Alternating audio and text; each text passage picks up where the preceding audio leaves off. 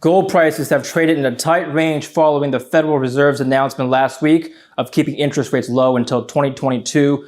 How can markets proceed from here? Joining me today is PeterHu, Global Trading Director of Kitco Metals. Peter, welcome back. Good to be here. Tell us about the range that has been kind of stuck in for the last couple of weeks. Even despite the Fed's relatively dovish announcement, we haven't seen a breakout past 1740. Yeah, I mean, I think the market's, a little bit confused. There's a lot of mixed signals in the market. Anything south of 1700 has been met with buying and, popped the price back over 17. Gold's in a relatively tight range. I don't want to say 1680, 1750. That's a bit absurd, but I think the 1700 level it has good support.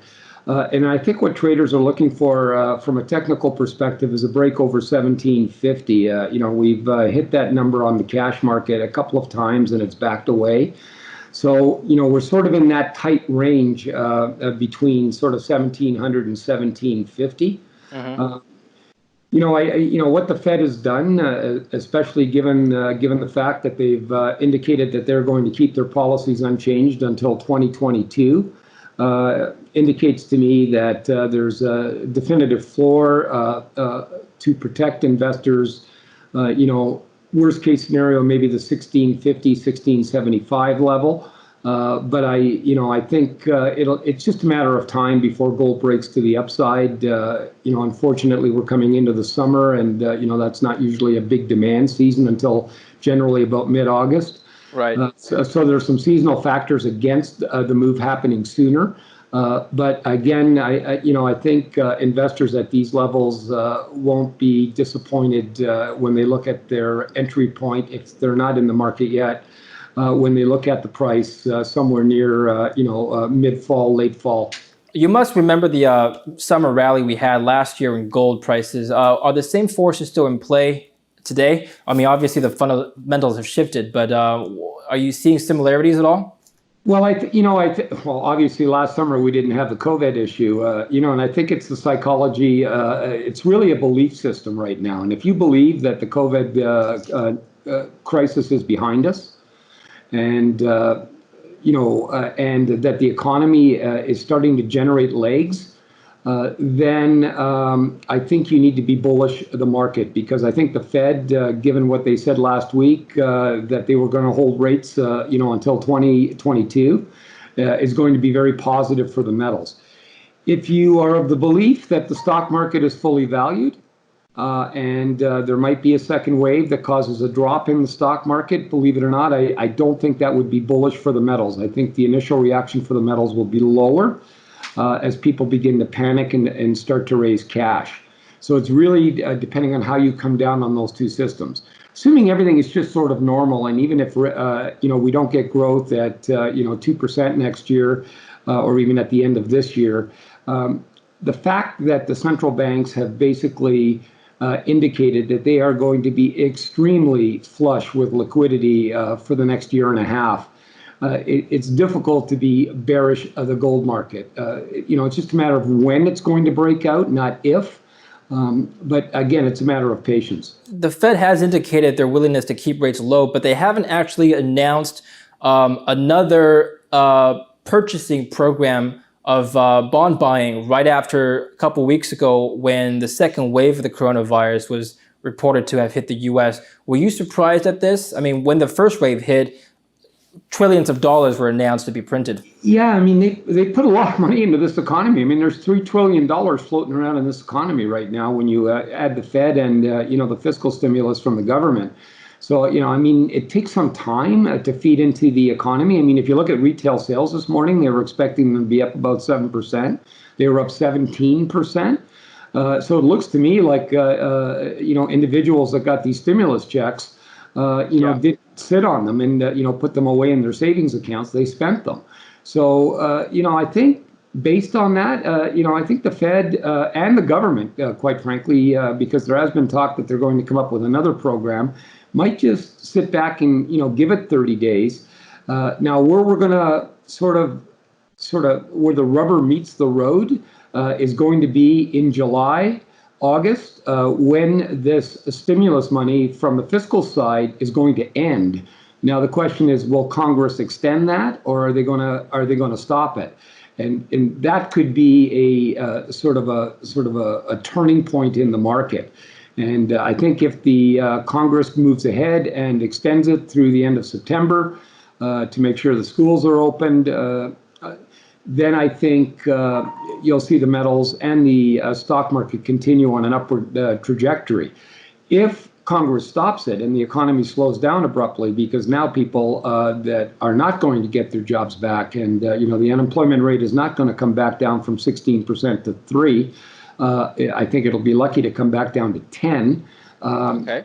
And at that level, then we're starting to talk about, well, the economy really isn't fully running on all gears.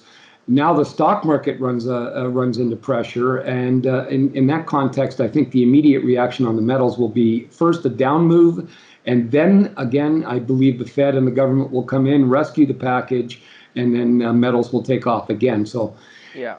If you're not in the market, I think right now is a good time to consider if you're looking to buy physical. I mean, a couple of weeks back when I was on the show, I indicated that we strongly advised our clients not to buy physical and chase the premiums. And our clients have been rewarded accordingly. Eagle premiums and Buffalo Buffalo and Eagle premiums have come down to pre-COVID prices. So they're available at the same premiums that they were back in February of this year. The only outlier is the Silver Eagle, which is still ridiculously priced at anywhere between $8 and $10 over silver, whereas the Silver Maple Leaf is now available at $4. 100-ounce silver bars are available south of $1.50. So a lot of the premiums are normalizing. Mm-hmm. So we're finding that clients that bought alternative sort of hedges when the COVID pandemic broke out are now able to swap their hedge into physical product and saving themselves anywhere from 50 to 80% from where they would have entered the market had they paid the premiums back a couple of months back. Yeah. So overall, the market is normalizing. What I'm having difficulty with is, prior to COVID-19, I saw the equity market as fully valued, and we're about 10% away from that level right now, at least on the Dow and the Nasdaq. We're over that level, and I just don't see the valuations making sense. So I'm a little skeptical about the robustness of the equity rally. So in that context, I think the metals might, in the short term, especially given the seasonal factors, have a bit of softness. But by year end, I think the 2011 high in gold, which was 1920-ish, I think will be there or higher. That was actually my next question, because you mentioned that a second lockdown is unlikely to occur. Equities bulls have referenced the recent decline in the unemployment rate as their argument for the economy being on track to going back to a full recovery. And that's the source of their optimism. And you're saying that, well, it's unlikely we'll drop below 10%. Even at 10%, Peter, we're still higher than 2008 levels of unemployment. So, do you think people are just forgetting the fact that even a recovery from bad to less bad, we're still at a pretty bad situation? Would you agree with that statement? Well, if you think 10% unemployment is a good situation, then how does this weigh in on volatility, you think? Well, I think you've got to look at, I think you just got to open your eyes and go outside. If you go to a restaurant right now, you notice that the capacity is at 25%. Most restaurants don't make money at 100% capacity. So I'm not sure how that works out. Airlines don't make money. They break even at 75% capacity. They're right now at 20% capacity, 25% capacity. I'm not going to be the first guy to get on a cruise ship. I'm not suggesting that people won't, but I'm not going to be the first guy on a cruise ship. Yeah. So there's a lot of stuff out there that is still making people nervous. Now, if we have a vaccine and everything goes away and everybody can get a needle and nobody has to worry, that changes the dynamics of the market. But until then, I'm not sure you're going to get the capacity in the economy that we had in February for at least probably a year. So on that basis, with the equity market in February fully priced, it was almost trading at about a 19 multiple. Now it's trading at a 22 multiple. Right. On an economy that's opened at 25%. I mean, it makes no sense to me. I understand the exuberance. What concerns me here is, maybe it's just the big boys out there just pushing this market up so they can get out. So who's left holding the bag? And that's the retail investor. And I think that's likely what's happening here, because from a valuation perspective, this doesn't make sense. So Peter, you think the broad equities indices are overvalued. What do you think about the gold miners indices? The GDX of Van Eck Gold Miners ETF is down today nearly 2% on a day when the S&P 500 is up nearly 2%. Why the disconnect here? Yeah, on the gold miners, over my career, I break them into, now we've got a third group, which is the streamers, but, from 73 when I got into this market, until about 5 years ago or maybe 10 years ago, we didn't have the third element, but the two primary elements are the juniors and basically the seniors, and the seniors are doing well, and they're maintaining their value relative where gold is going. The juniors, are a crapshoot. The old saying back in the 70s and 80s, you buy 10. Expect 9 to go bankrupt, and maybe you get a home run with the 10th. These guys need capital. It's not the best market to raise credit in, I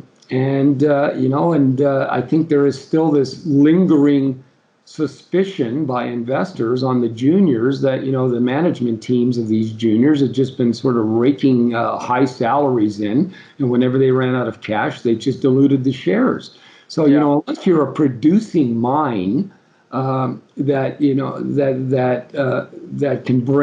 shows positive cash flow, I think juniors are still to be avoided. So there any kind of pop in the market is met by profit taking, because that's strictly a spec market. The seniors are doing well. The streamers, look at Wheaton right now. It's trading at an almost all-time high. So, there are places within the mining sector where you can get a good return and it's relatively safe. But when you take it into a broad index perspective and you add the juniors and everything else into that, right? Yeah, it gets distorted. Again, I'm not a fan of the juniors. I'm a fan of a senior producer that has positive cash flow, and the streaming companies. I've been very bullish to streaming companies for 3 years now. Okay, last question, Peter. We're looking at the PGMs offline. You said that platinum at around $819 today on Thursday is undervalued, and it should be at around $1,000. What assumptions are you making here? Are you assuming, again, economic pickup and recovery following COVID? No, again, just to put that into context, again, if you believe that the worst is behind us and everything is going to be cool, and we're going to move slowly towards a recovery, and the logistics logistics and everything opens up and becomes normalized, and car sales start to increase, then the dynamics of supply and demand, when you look at PGMs, specifically a metal like palladium and or rhodium, they are inexpensive based on supply and demand. There is a shortage of palladium in the market. In February, there was a considerable shortage in palladium in the market on anticipated car sales for 2020 prior to COVID. And, palladium ran up to $2,700. It's now trading at $1,900. Rhodium traded as high as $12,000 an ounce. So those two metals, I think, if you believe that we are in an economic recovery, are relatively inexpensive. Platinum at $830 currently, I think is inexpensive. I'm not as bullish platinum as I am palladium and rhodium on the basis of an economic recovery, because again, platinum's usage has dropped because of of its limited usage now in gas vehicles. But still, platinum at $830 based on supply and demand is undervalued. Again, if you believe the economic recovery has legs. And I think a minimum target on platinum on that basis, if you believe that context, would be at least $1,000, possibly as high as $1,200. Fantastic. Great thoughts today, Peter. I appreciate you coming on the show. Thanks for your time. You're welcome. And thank you for watching Kitco News. Kitco will be covering the Minds of Money Online Connect, which is a virtual conference coming up later this month. So stay tuned for our coverage.